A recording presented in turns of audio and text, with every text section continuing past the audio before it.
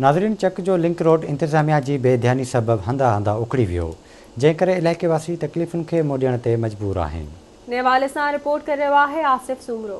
चक लॻ मोहम्मदाबाग खां मज़ार जो वेंदड़ रोड ज़बून हाल थी वियो आहे। 2006 ईस्वीअ में एशियन बैंक जे ताउन सां हिन रोड खे तामीर कयो वियो। 15 साल गुज़रण बावजूद रोड जो मरमती कम न थी सघियो आहे।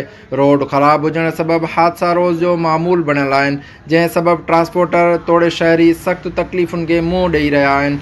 आवाज़ न्यूज़ जी टीम जॾहिं रोड ते पहुती त शहरियुनि ऐं मुसाफ़िरनि शिकायतुनि जा अंबार लॻाए छॾिया। असांजो अर्ज़ु इहो आहे त मज़ार खां वठी करे चक शहर ताईं बिल्कुलु नओं रोड सरकार जे तरफ़ां ठही करे मिलियो, पर मज़ार खां वठी ॻोठ मोहम्मदाबाग ताईं 1.5 किलोमीटर जेको आहे सो रोड जो उन्हनि ठाहे न ॾिनो आहे। हिन 1.5 किलोमीटर जी सूरत हाल तव्हां अची करे ॾिसो त केतिरी हिते तकलीफ़ आहे। रोड बिल्कुलु नाले जे वठण जहिड़ो बि न आहे रहियो। आला मर्दनि खे अर्ज़ु था कयूं त असांखे रोड जी वॾी तकलीफ़ आहे, सो महिरबानी करे मज़ार खां मोहम्मदाबाग ताईं महिरबानी करे असांखे रोड ठाराए ॾिनो वञे।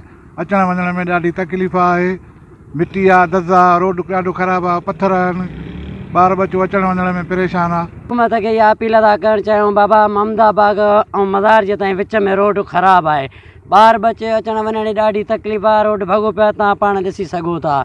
सो इन लाइ असां भराई महिरबानी कयो, हुकूमत खे अपील था कयूं रोड ठाराए वञे। मज़ार जी खां वठी मोहम्मदाबाग ताईं अहिड़ी हालत आहे, अहिड़ी हालत ख़राबु आहे रोड जी, को माण्हू बीमार थिए त हिन रोड ते मरी वेंदो, बाक़ी जेको आहे अस्पताल न पहुची सघंदो। महिरबानी करे हिन ते नज़रसानी कई वञे। मज़ार खां वठी मुदाग ताईं रोड ख़राबु आहे, तकलीफ़ ॾाढी असांखे। महिरबानी करे रस्तो जो असांखे रोड ठाराए, महिरबानी करे असांखे ही रोड ठाराए ॾिनो वञे। जेके असांजा मेंबर आहिनि हिन तक ते उथनि था, उन्हनि खे अर्ज़ु आहे त असांखे ज़रूर बिल ज़रूर रोड ठाराए ॾियनि। शहरियुनि ऐं मुसाफ़िरनि रोड्स खाते जे आला अमलदारनि खां इहो मुतालबो कयो आहे त रोड जो तामीराती कमु कराए संदन जो मसइलो हल कयो वञे। कैमरा टीम सां गॾु आसिफ अली सुमरो, आवाज़ टीवी, चक।